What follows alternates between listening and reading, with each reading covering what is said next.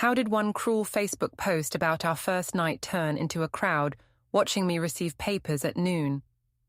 Why did I double down, start an office fling, and call it honesty while he went quiet and organized? What happens when a man I mocked refuses a scene and chooses a legal path instead? Before we dive deeper into this story, I have one small request. Please subscribe, drop a like, comment, and hit that hype button to boost this channel so more people can discover these incredible stories.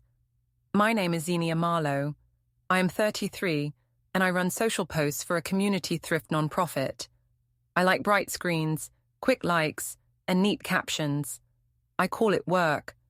My husband is Owen Brandt, 35, a claims analyst. He likes quiet rules, clean budgets, and early mornings. He calls it order. We loved each other, but we did not love the same way. One night I posted a joke on Facebook about our first time. I wrote that he lasted 30 seconds. I said it was body honesty and public learning. He said it was cruel. I said he feared truth. He said truth without care is a knife. I heard scolding and called it control. The comments came fast. Some laughed. Some called me harsh. I watched the numbers climb and told myself the crowd proved I was right. At work the next day, people stared and looked away. My manager asked for a quick word about reputation. I said my page was mine. She said the office lives under one roof. I smiled and said I would be careful. I did not plan to be careful. I planned to be loud. I started talking with Ilan, a freelance photographer who helped our nonprofit. He said my post was brave. I said he understood art. He said we should meet after a shoot. I told myself it was only coffee. Owen asked if we could stop sharing private things online. I said, silence feeds shame. He said he needed space. He slept in the guest room. I said he was punishing me. I told myself I was the honest one. I told myself a little flirt was self-care. I told myself a marriage should survive a joke. I did not see how his quiet turned into steps I could not stop. The apartment smelled like coffee gone cold and last night's hairspray from my work bag. I stood in the kitchen and watched the morning light slide across the counter. Two mugs sat far apart like they were tired of each other. I liked the look of them because distance can be an angle if you photograph it right. I told myself I was calm. I told myself calm is what honest people feel. Owen walked in from the hall and opened a thin folder labeled household. He set it near the mail with a careful hand, like the folder might break if he rushed. He said we should talk when I was ready to talk for real. I said I had already talked for real on Facebook. He said the internet was not for real. I said the internet pays our rent when donors click. He looked at the mugs and said the mugs explained our problem better than my posts. I said mugs did not have followers. On the wall planner by the fridge, a new red ring sat on Thursday. I had not drawn it. A pencil note under it said drop off. The P had a clean tail that looked like him. I asked if the circle was for groceries. He said he liked reminders. I said reminders mean nothing if the heart is wrong.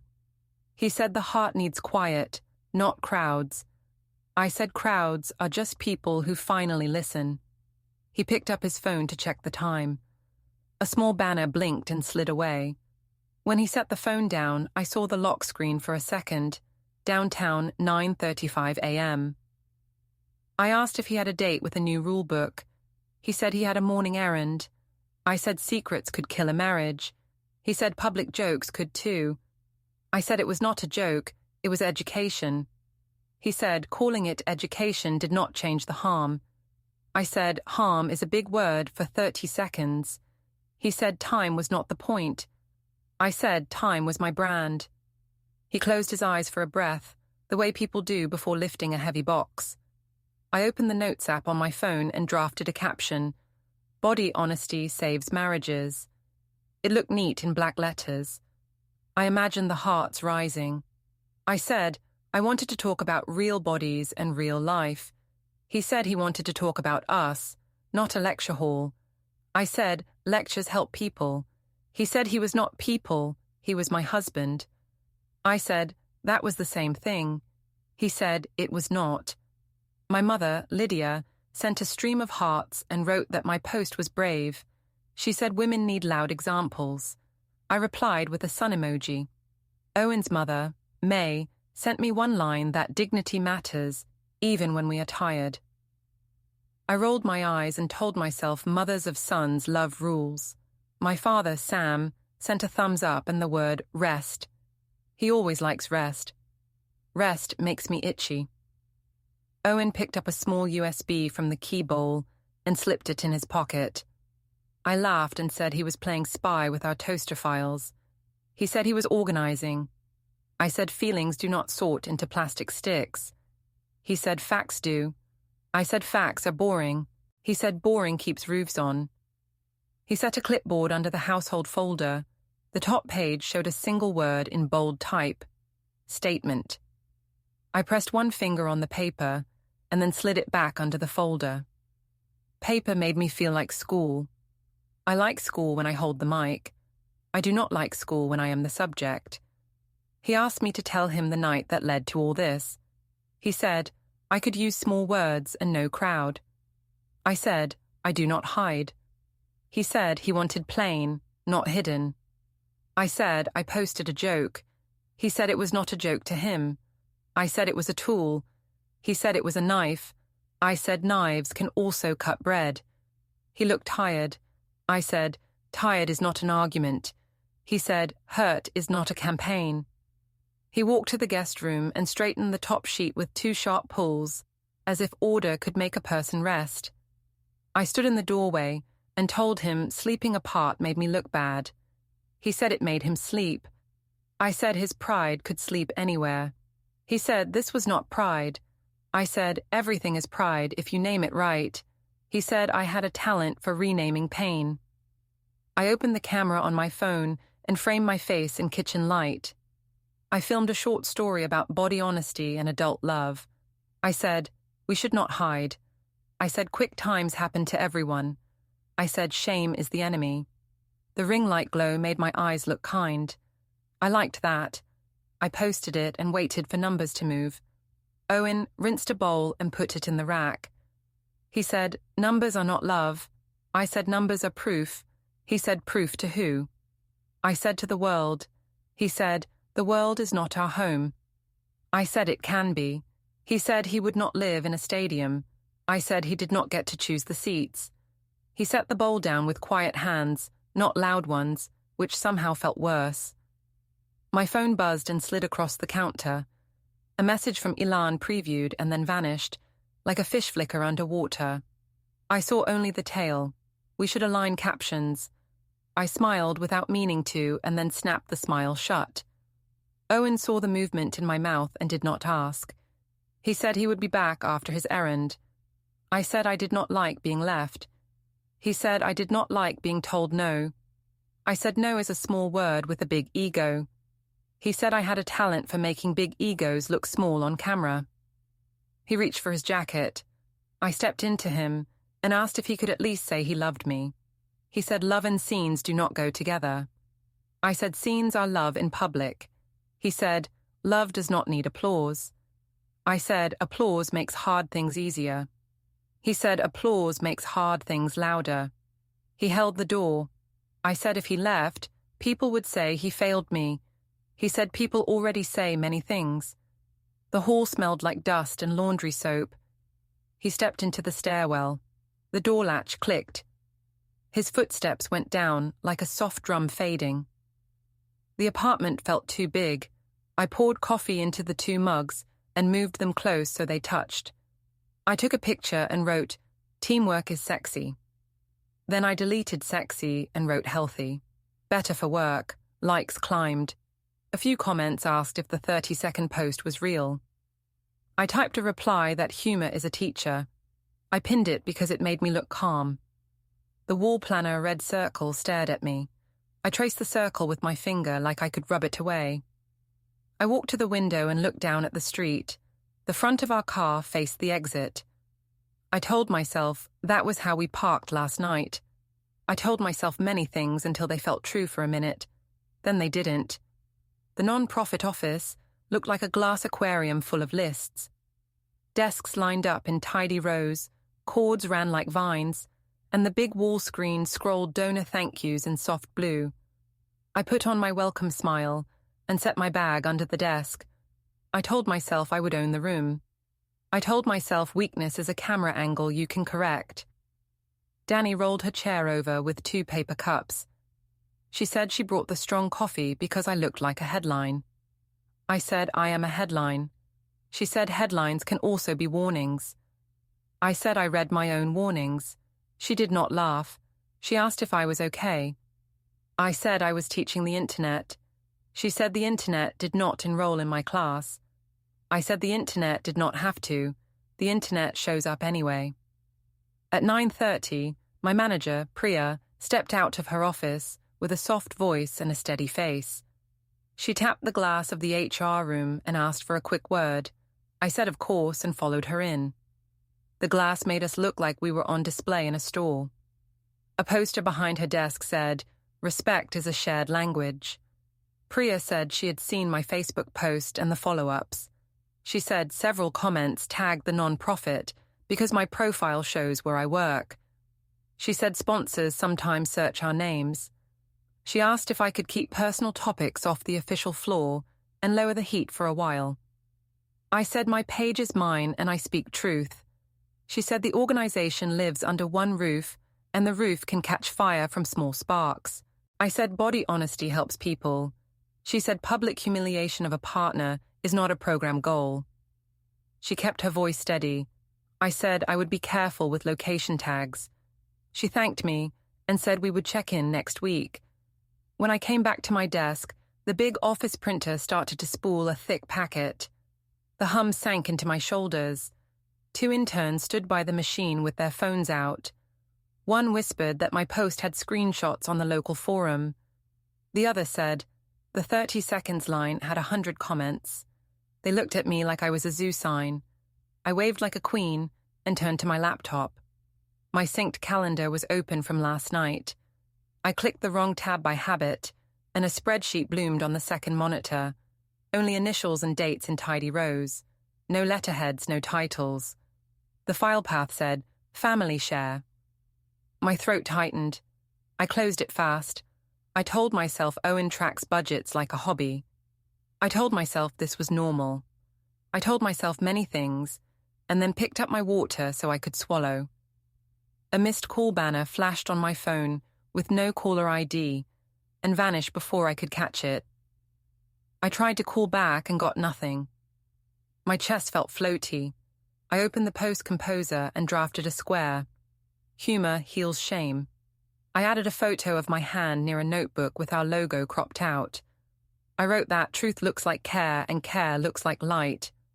I scheduled it for noon and breathed. If I wrote it clean enough, it would be true. Mr. Baird from our building walked into the lobby with a box of books to donate. He saw me and smiled like a person who knows a cat will knock over a glass. He asked if I wanted a quote from him for my next education post. I said the donation desk was over there. He said the building chat had new theories about Owen. I said basement chats are compost. He said compost still smells. I stamped his receipt and told him to have a wonderful day in a tone that said not wonderful. Danny leaned close and said Ilan was on the way to shoot the new drop of winter coats. She asked if I had seen his story last night. I said I was busy editing my own. She said his story said, late coffee with a truth teller, and showed a hand with the same rings I wear. My mouth smiled by habit. My brain frowned. I said he understands art. She said he understands attention. I said attention keeps the lights on. She said the electric bill still comes with numbers, not hearts. At 11, Priya's door opened again. She asked, gentle but firm, if we could talk once more after lunch about reputation risk. I said yes and thanked her for caring about me as a person. The sentence tasted like toothpaste. Danny slid a glance at me that meant, please stop. I moved my mouse to look busy. The printer spooled again. The assistant pulled a stack and set it near the mail bins. The top page said, vendor statement. The word made my stomach jump because of the clipboard at home. I slid the stack toward the assistant with 2 fingers like it might bite. She laughed and said paperwork keeps roofs on. I said roofs are heavy. She said heavy is safe. I wanted to argue that light is freedom, but the sentence felt old in my mouth. I checked the shared calendar again. On Owen's side, a thin block sat at 3:15 p.m., meeting, personal. It looked like a neat bone. I swiped the view smaller on my phone, as if distance could blur it. It did not blur. I told myself it was a haircut. I told myself he felt ugly. I told myself a lot while I stared at a box I could not move.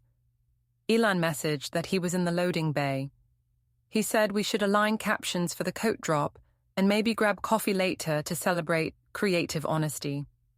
I said coffee sounded efficient. He sent a wink and a camera emoji. I hated the wink. I loved the camera. I typed a neutral smile and put my phone face down. A donor walked through the door and pretended to look at scarves while turning her phone toward me. The camera lens glinted. I angled my face to my kinder side. She said she loved my bravery and wanted to share my reel with her book club as a case study. I said yes, because book clubs like donors who like case studies. She asked if Owen was okay. I said he was processing. She smiled in a slow way that felt like pity dressed as tea. Danny came back with a clipboard of shoot notes. She said Elan needed me to sign the prop list. I signed with a fast flick. She asked if I was sure about posting at noon. I said yes.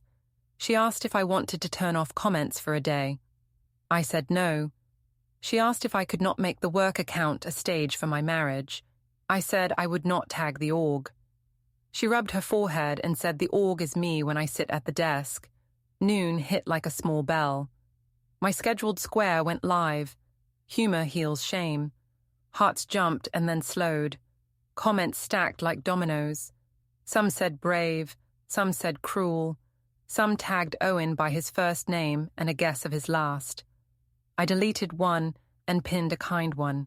I answered a few with smooth words about light and growth. Then I closed the app because the room tilted.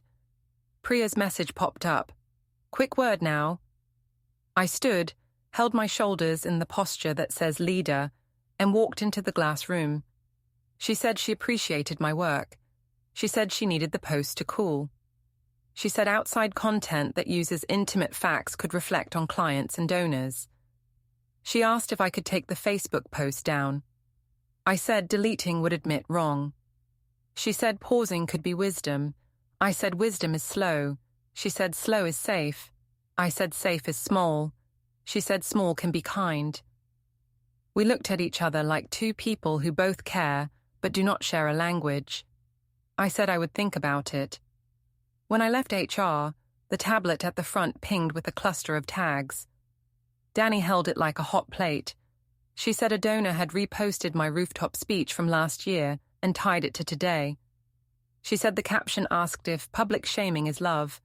She said the comments were a storm. I said storms clear the air. She said storms tear roofs. The printer spooled again in the hall with a long, tired sound. I gathered the coat rack cards for Elan and headed toward the loading bay. As I pushed the glass door, a camera flash popped from the hallway. It was an accident from someone photographing a quilt in the sunlight, but the light hit me full in the face, like the sky had taken a picture of my thoughts. I smiled larger than I felt. My cheeks hurt. I stepped into the loading bay with the smile still on. Elan lifted his camera and said the light was excellent for honesty. I said honesty loves me.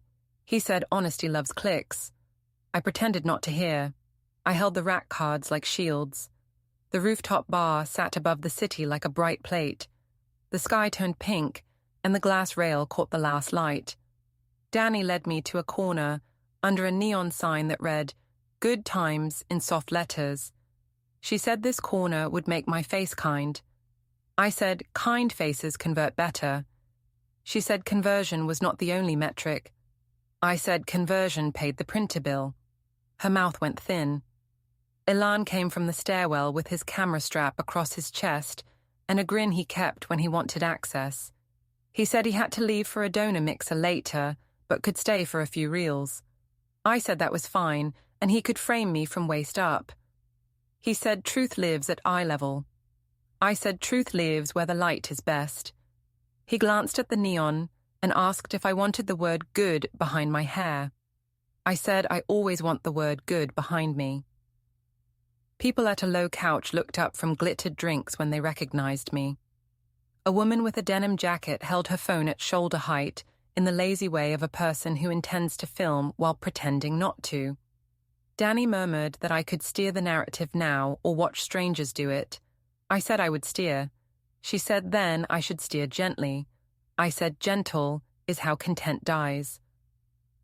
I lifted my glass and told the cluster at the rail that I believed in open talk about bodies and real life. I said my Facebook post was humor used as teaching. I said hiding private facts builds shame. The couch people shifted closer. A man in a cap asked if my husband had agreed to this teaching. I said he had not loved it, but growth hurts. The man asked if growth meant embarrassing a person with a stopwatch tone.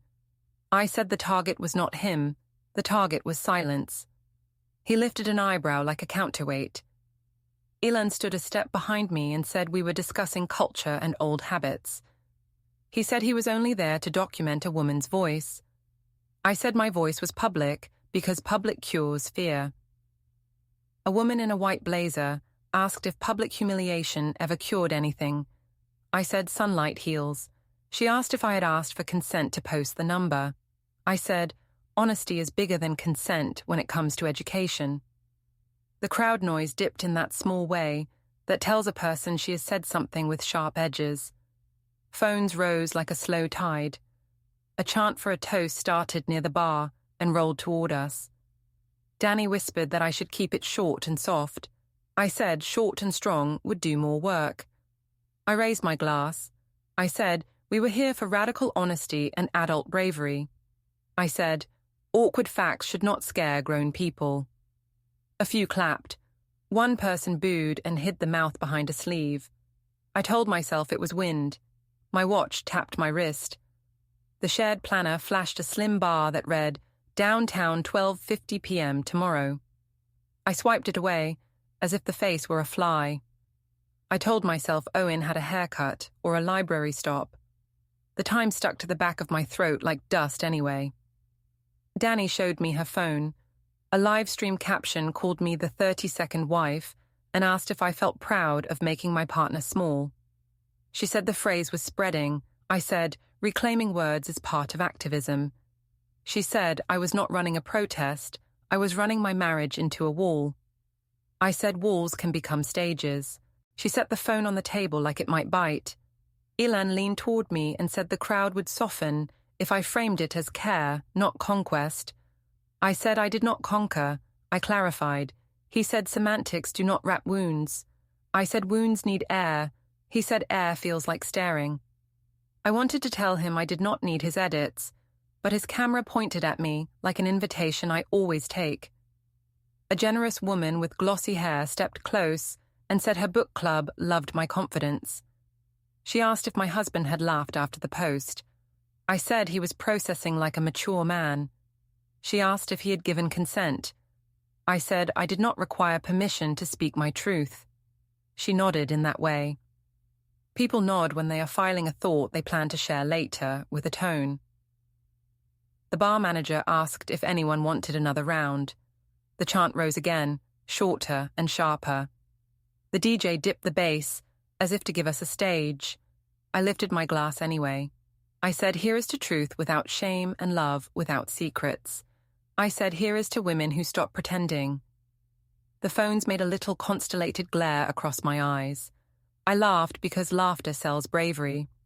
On the far side, a donor from our non-profit filmed me with calm attention. She had spent the afternoon in our community center and now stood at the glass rail like she owned daylight. She asked if I could say one line about owning your story for the center's mentor program. I said yes, and gave her a clean sentence about power and voice. She mouthed, thank you, and kept recording as Ilan moved to frame me with the city behind. A message banner flickered on my lock screen. It was Owen. but the notice slid away before I touched it. My brain held only the end of it, the word enough, like a door shut with 2 fingers.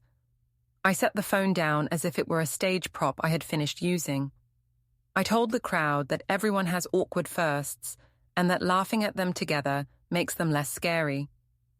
A woman asked if laughing at someone else's awkward first makes them smaller. I said it makes the story bigger. A man said bigger is not always better if it means wider shame. I said shame is the enemy of love. He said so is contempt. I pretended to mishear him.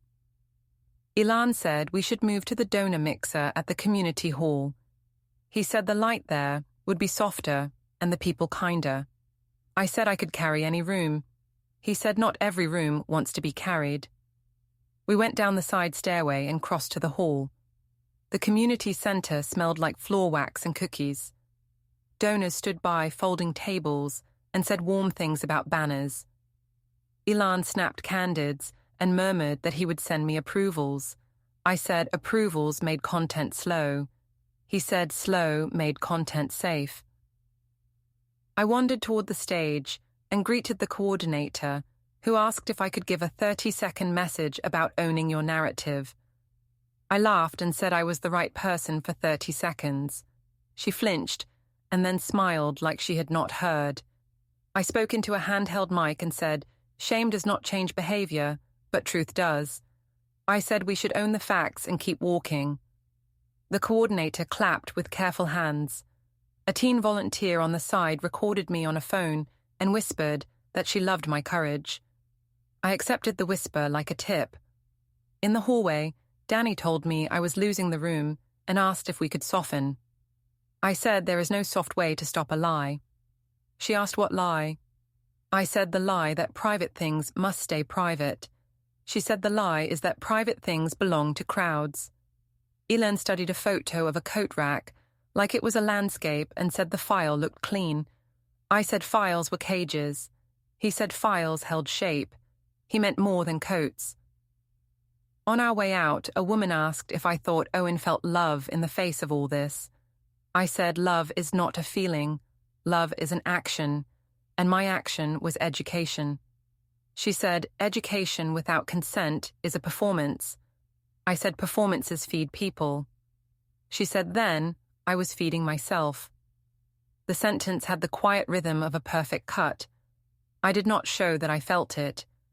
We returned to the rooftop because Ilan had left a lens cap and Danny thought I should be seen leaving a happy place. The chant did not return, but the phones did. 2 strangers angled cameras toward me the moment the elevator doors opened. I lifted my chin to the neon good. The G hummed like a small machine. The park smelled like rain that had happened somewhere else. Grass shone, slides squeaked. May had suggested a family photo hour for her granddaughter, Nell, who needed a picture for a school board about heroes. I wore soft colors and carried a pitcher of lemonade, like a peace offering. Owen waited near the pond with his hands in his pockets, and the set of his shoulders turned down a notch. He said we could start by the willow. I said the playground had better light. He said the child came before the light. The sentence placed itself between us like a bench. My mother, Lydia, walked beside me from the lot and said she loved me, but could not keep defending my posts if the comments kept growing spikes. I said spikes were only shadows if you looked at them right. She said shadows scare donors. I said donors love bravery. She said donors love safe hands. I looked at my nails and told myself my hands looked safe.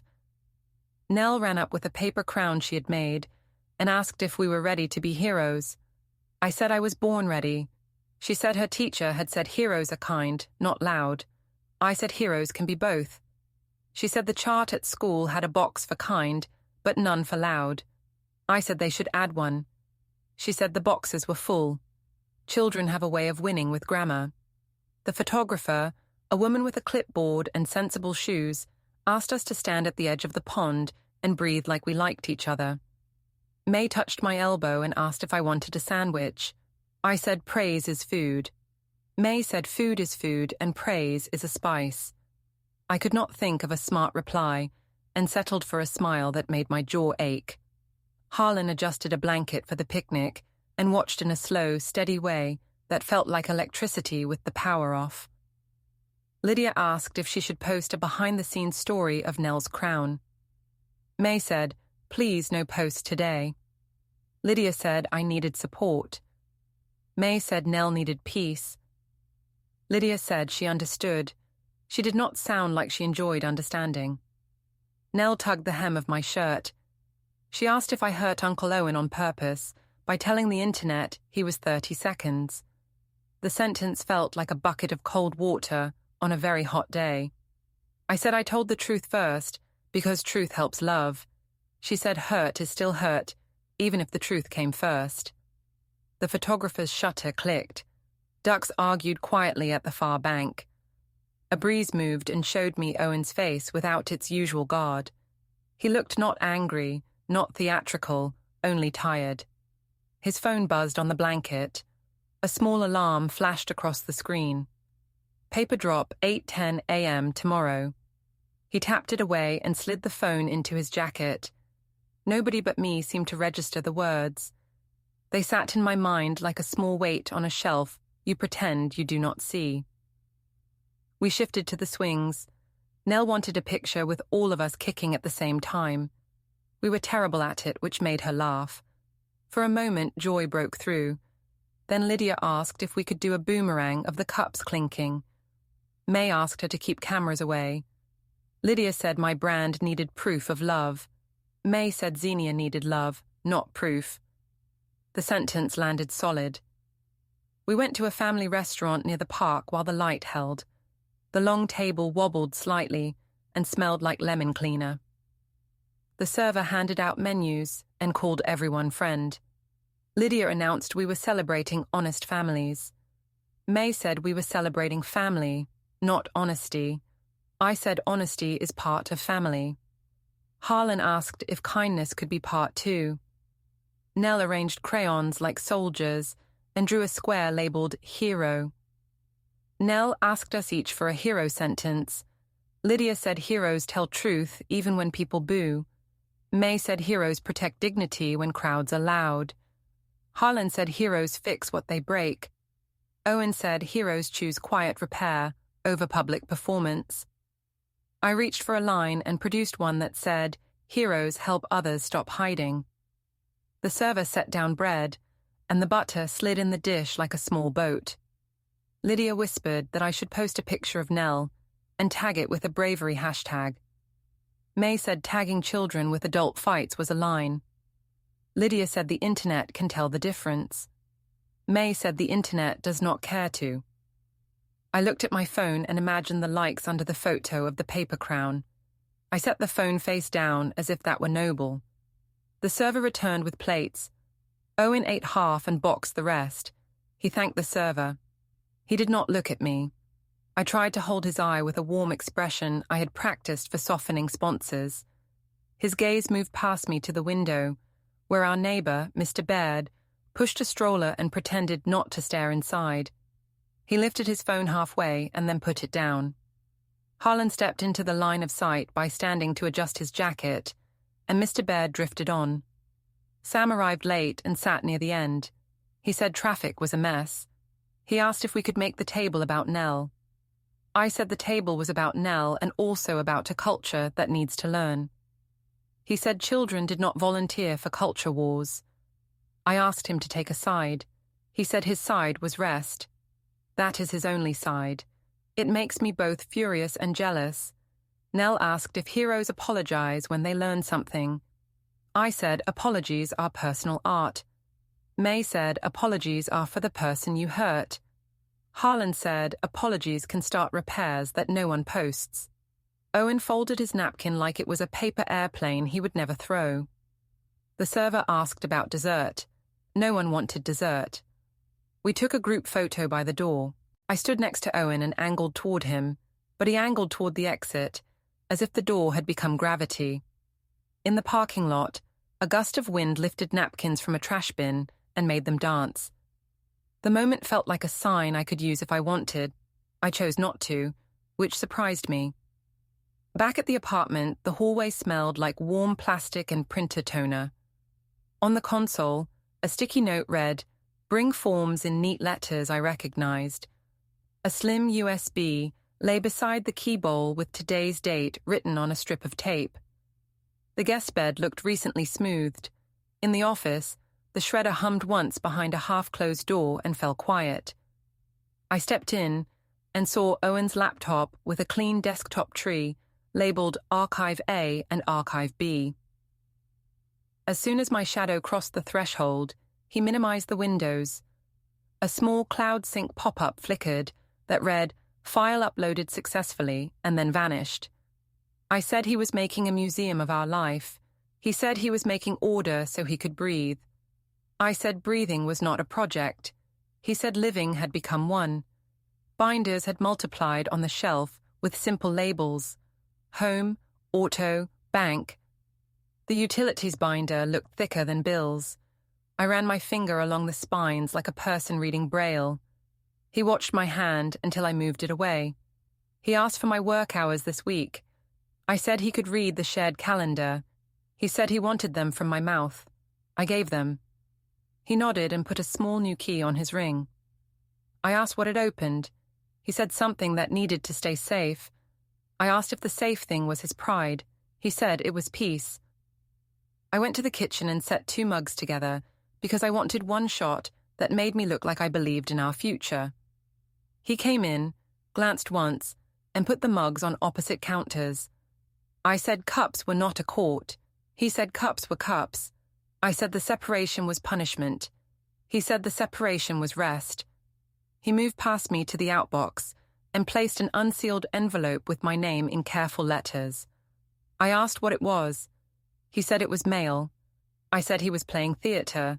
He said he was done with theatre. I pressed for a fight because fights move blood and can be edited into proof. He did not fight. He checked his phone. For a second, I saw a contact saved with only an emoji and a message thread titled "Follow Up." He set the phone face down and said he was going to shower. I said we should do a live about honesty and healing. He said we should stop making our home a set.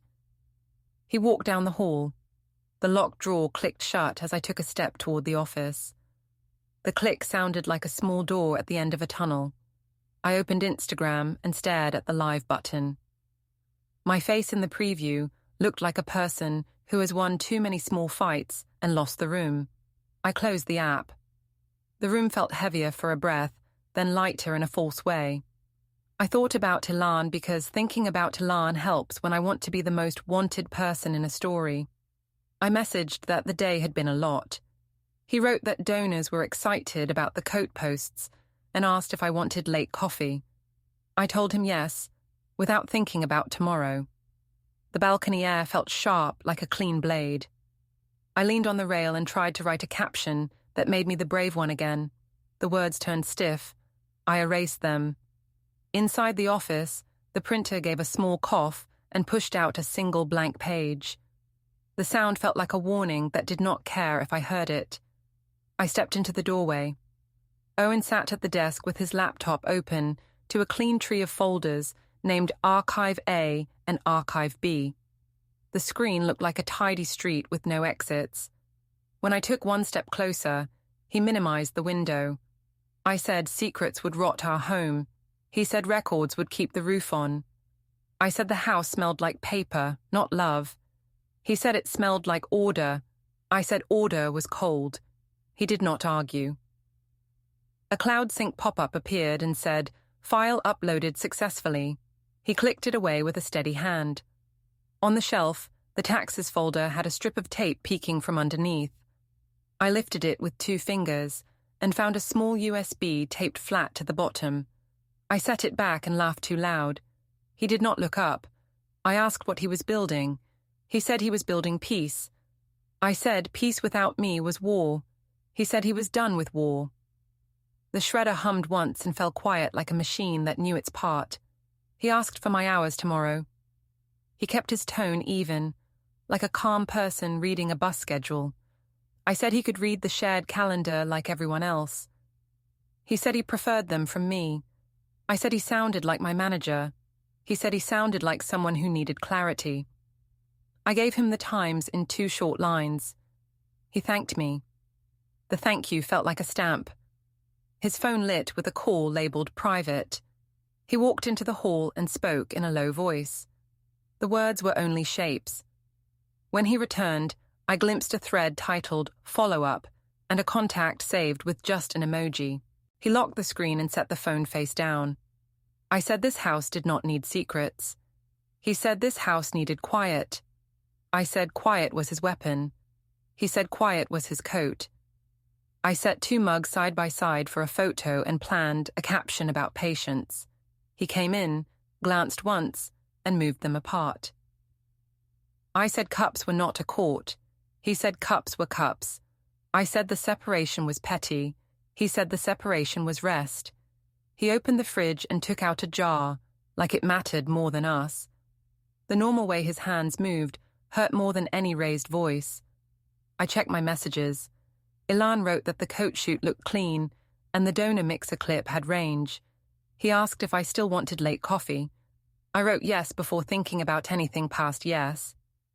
He sent a location pin and a time. I imagined the table, the soft light, the way a lens in a pocket changes a person's eye. I told myself it was only coffee. I told myself I deserved to feel chosen for 1 hour. Owen said he was going down to check the brake noise. I said I would come because the garage scared me. He said the light flickered sometimes, and he did not mind walking with me. We went down together. In the garage, every step echoed like I was inside a drum. He opened the trunk and checked a small toolkit with slow hands. I asked if tools made him feel strong. He said tools kept things from falling apart. I said words could do that too. He said not the kind I had used. I said I had used the truth. He said truth without care was a cut. The echo made his sentence larger than mine. I asked if he planned to come back to our bed. He said he would sleep in the guest room again. I said it made me look bad. He said it made him sleep. Somewhere above us, a car door slammed. I flinched. He listened for a second, and then closed the trunk as if he had closed a folder. At the supermarket, Mr. Baird stood ahead of me, with soup cans and a magazine that screamed, Love and Lies.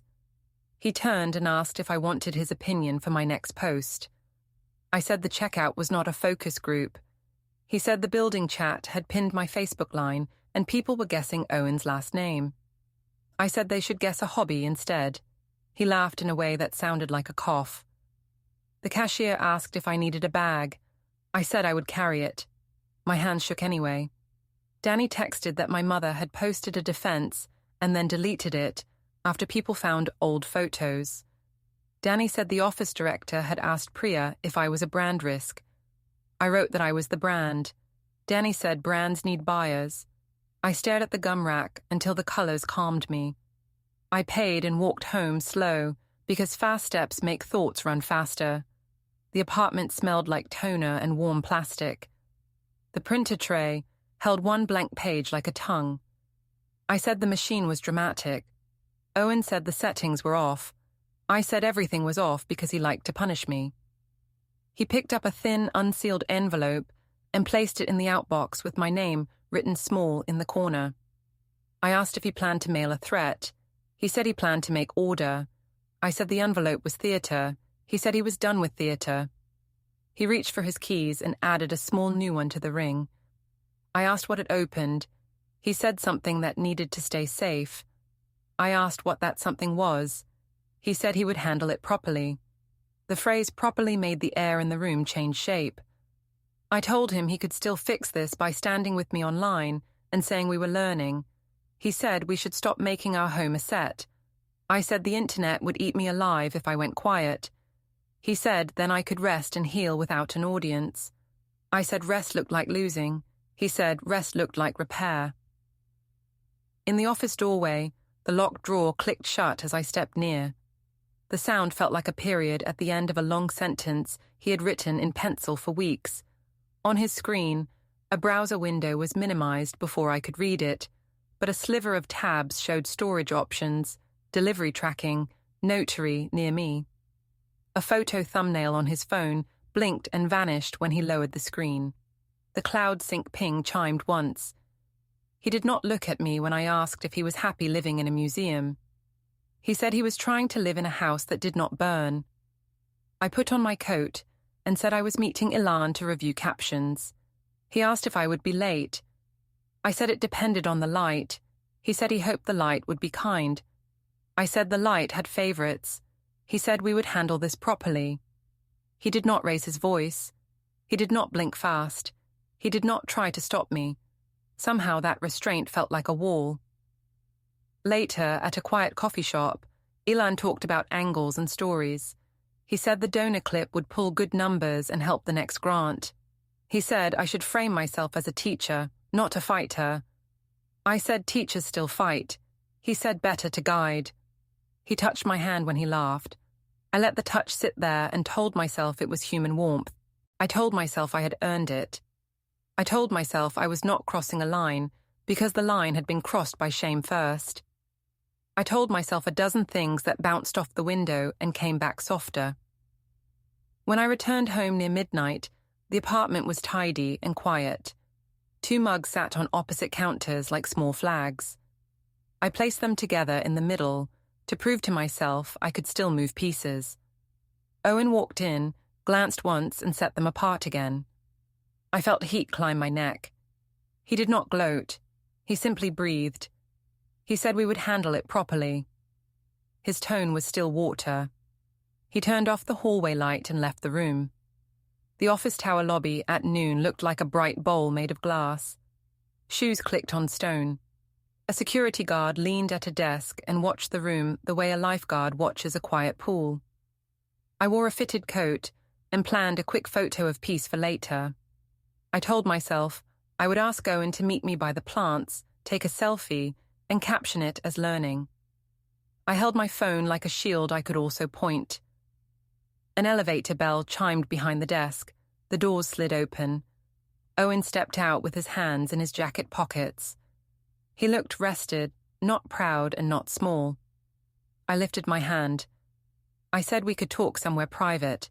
He said the lobby was fine. A man who had been sitting near the printers stood and looked at me with an even face.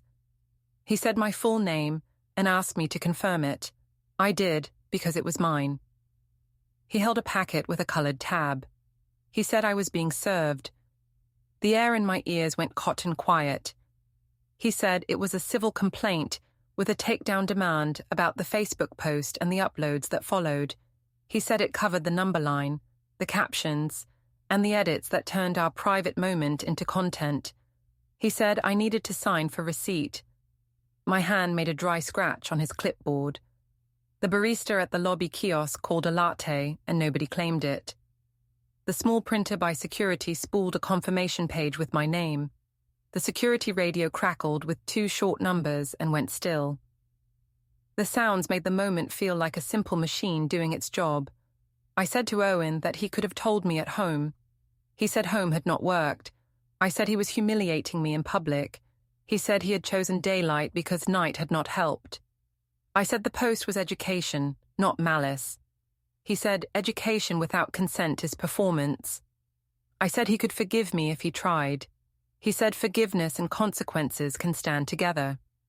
He did not raise his voice. He did not look away. He looked like someone who had finished a list and put the pen down. The man with the packet pointed to a page with short sections I had to hear. He read the pieces out loud, so I could not pretend I missed them.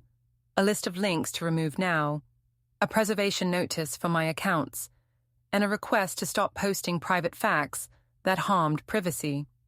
He said emails with deadlines and mediation times would arrive in a moment. As if a switch had been pressed, my phone buzzed twice.